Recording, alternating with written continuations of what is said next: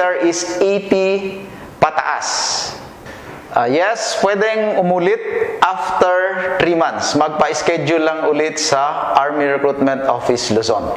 Yes, that's first take and 2 retake. So, all in all, bale, 3 pagkakataon ang binibigay natin para sa ating mga aplikante. Pwede siyang i-retake after 3 months pag hindi siya pumasa.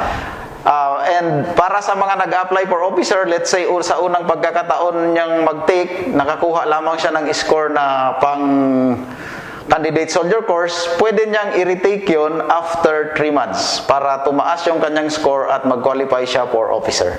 Ang recruitment natin is skill-based. So base yon sa pangangailangan ng ating mga PAMO or yung Philippine Army Major Unit. So kung yung AFSAT passer ay they possess the skills na kailangan nung nagre-recruit, ay talagang malaki yung tsansa na makapasok sila. So, bukod sa AFSAT, meron tayong tinatawag na Army Qualifying Exam at Special Written Exam para ito sa mga applicants natin for officer. So, ang proseso is, maipasa mo muna yung AFSAT bago ka makapag-proceed sa Army Qualifying Exam. Maipasa ang Army Qualifying Exam bago makaproceed sa Special Written Exam. So, to ensure na makapasa sila sa exam, dapat mag-review muna sila bago sila pumunta dito at magpa-schedule ng exam. So, ang pwede nilang reviewin ay Career Civil Service Exam Reviewers and Similar Reviewer. Focus on abstract reasoning, verbal reasoning, kumbaga basic grammar, ganyan, spelling, synonyms, antonyms, and reading comprehension. While for mathematics, karamihan is about business mathematics, yung may problem, then isosolve ng ating mga aplikante. Para sa ating mga Army aspirants, ang may advice ko sa kanila ay bago sila pumunta dito sa ating testing office para mag-exam ay mag-prepare talaga sila. So kung hindi naman sila pumasa sa unang pagkakataon ay wag ma-low moral. Kumbaga ituloy lang nila ang kanilang pangarap dahil meron pang 2 pagkakataon at every 3 months pwede silang mag-retake dito.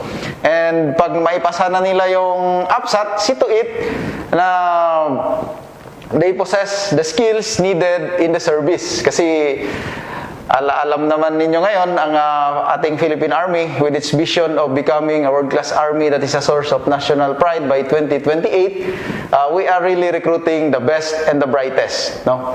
Para yun yung magiging future ng inyong Philippine Army. Ayan, so sir, maraming pong salamat sa pagpapaunlak po na interview at sa pagpapatuloy niyo po sa amin dito sa Army Testing Office. Maraming salamat din, Chiclet, at sa team ng Office of the Army Chief Public Affairs. Bago ko makalimutan, gusto ko lang din i-highlight yung effort ng ating butihing director na si Colonel Patrick De Villa at na-modernize, kumbaga napaganda yung ating facilities para maibigay natin ang nararapat na serbisyo para sa ating mga examinees, both yung para sa pre-entry, ganun din sa ating mga sundalo na nagtitake ng proficiency exam. Thank you so much po. Mga ka-Army, ngayong araw ay nakita natin ang proseso ng kung paano nga ba mag-take ng AFSAT at kung paano yung process ng pag-validate nila ng mga exam results. Ang mapapayo ko lang sa inyo mga ka-Army, gaya nga ng sabi nila sir ng head ng ARO at ng ATO na kailangan ihanda ang inyong sarili kung ito talaga yung gusto nyong gawin. Sabi nga, when you are not preparing, you are preparing to fail. Yun lang mga ka-Army, at abangan nyo ang mga susunod pang episodes ng vlog natin na may kinalaman sa recruitment.